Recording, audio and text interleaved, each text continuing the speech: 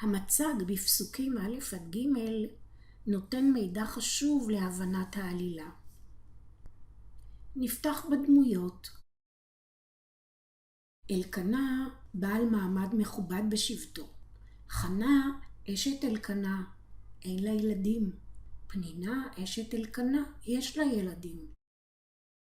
עלי הכהן הראשי בבית אדוני בשילה, וחופני ופנחס שני בני עלי כהנים בבית אדוני. מידע על משפחת אלקנה. הם גרים בעיר רמה שבהר אפרים, המוצא השבטי אפרים, ובכל שנה עולה האיש עם משפחתו לבית אדוני בשילה לזבוח לאדוני. אלקנה אהב מאוד את חנה אשתו, ונתן לפנינה אשתו ולכל בניה ובנותיה מנות, ולחנה ייתן מנה אחת אפיים. אלקנה הביע את אהבתו לחנה במנת האוכל הגדולה שנתן לה. המספר אומר זאת במפורש, כי את חנה אהב. והדבר בא לידי ביטוי ברגישות המיוחדת שגילה למצב רוחה ובמילים הטובות שהרעיף עליה. חנה, למה תבכי ולמה לא תאכלי ולמה ירא לבבך, הלא אנוכי טוב לך מ10 בנים.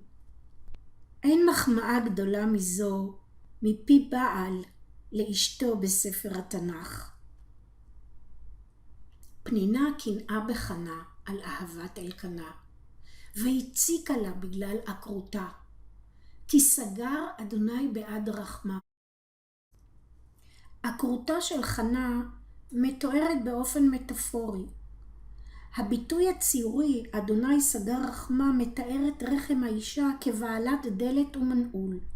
כשאדוני נועל את הדלת, האישה אינה יכולה ללדת. המספר משתעשע בציור הלשוני סגר רחמה. אלקנה נותן לחנה מנה אחת אפיים למרות שהיא עקרה. ואילו פנינה מכעיסה את חנה בגלל עקרותה, כי סגר אדוני בעד רחמה. וכן יעשה שנה ושנה מדי עלותה בבית אדוני, כן תכעיסנה. בכל שנה בבית אדוני חזרו התמונות האלה. ואיך הגיבה חנה להטרדות של פנינה? שתקה, בכתה ולא אכלה, ותבכה ולא תאכל. כמה מילים על נושא האימהות עקרות ובנים. בתקופת התנ"ך נקבע מעמדה של האישה במשפחה ובחברה על פי לידת ילדים, בעיקר בנים. מדוע בנים? כי הבנים ירשו את רכוש המשפחה ואת הנחלה. העקרה ראתה עצמה פגומה נחותה משום שלא מילאה את החובה המצופה ממנה. ואז חנה עצובה התפללה לאדוני ונדרה נדר. מהו נדר? התחייבות מלווה בשבועה שאדם לוקח על עצמו מרצונו החופשי. נדר אינו מצווה או חובה. הנודר מבקש בקשה מאדוני שאם תתמלא הוא יגמול לאדוני בהבאת קורבן או מתנה אחרת. נדר לא ניתן לביטול. הנדר של חנה מעוצב כתנאי. אם רעות תראה בעוני אמתך, וזכרתני ולא תשכח את אמתך, ונתת לאמתך זרע אנשים. אם אלוהים ימלא את הבקשה, אז חנה מצידה תגמול לאדוני, ונתתיו לאדוני כל ימי חייו, ומורה לא יעלה על ראשו.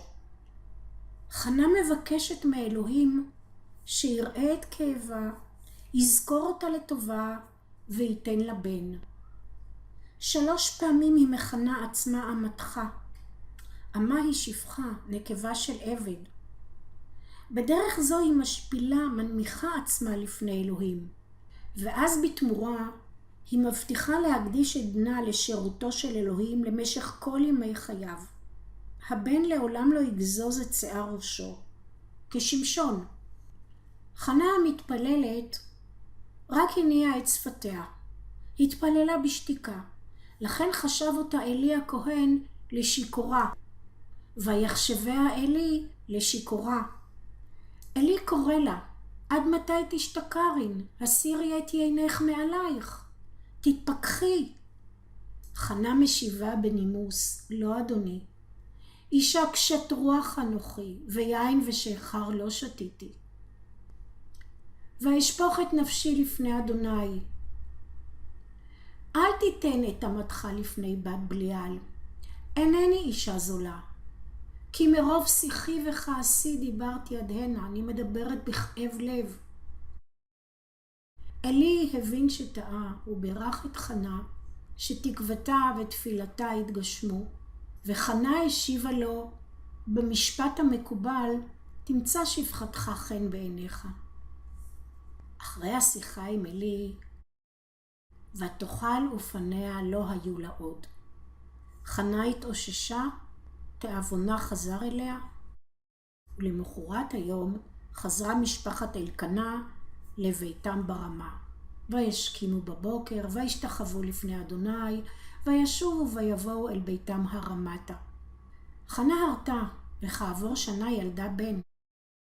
חנה הביאה את שמואל לבית אדוני אחרי שנגמל מיניקה. חנה קראה לבנה שמואל, והסבירה כי מאדוני שאילתיו. שמו של שמואל מצטלצל יפה עם ההסבר של אמו, כי מאדוני שאילתיו. אף שהוא מתאים יותר לשם שאול, בגלל הפועל שאול. חנה הציגה את שמואל לפני אלי. בפתיחה מנומסת, היא פנתה אל אלי, בי אדוני, חי נפשך אדוני. אני האישה הניצבת עמך בזה להתפלל אל אדוני, אתה זוכר? אני האישה המתפללת. ואז היא מציגה את שמואל, אל הנער הזה התפללתי. חנה מקיימת את נדרה. אלוהים נענה לבקשתה, ויתן אדוני לי את שאלתי אשר שאלתי מאמו, ובתמורה היא גומלת לאדוני בהקדשת הבן לשירותו, וגם אנוכי שאלתיהו לאדוני כל הימים. חנה משתעשעת בפועל שאול לציין את שיתוף הפעולה בינה לבין אלוהים. ויתן אדוני לי את שאלתי אשר שאלתי מאמו, אדוני נענה לשאלתה לבקשתה, ועכשיו בתמורה היא מעניקה לאדוני את בנה, וגם אנוכי שאלתיהו לאדוני כל הימים אשר הוא שאול לאדוני. חנה היא אשתו האהובה של אלקנה. היא אישה עדינה ומאופקת. היא נשאה את סבלה בשקט ובאיפוק, לא השיבה לפנינה שהתגרתה בה, ולא הגיבה לפגיעתו של אלי שחשב אותה לשיכורה. היא עמדה בהבטחתה ומסרה את בנה כפי שהבטיחה. מהכרה עצובה ומושפלת הפכה לאם שמחה וגאה. לסיום, אתם יכולים לקרוא כאן בשקט על המנהגים השונים ואורחות החיים שלמדנו עליהם בפרק.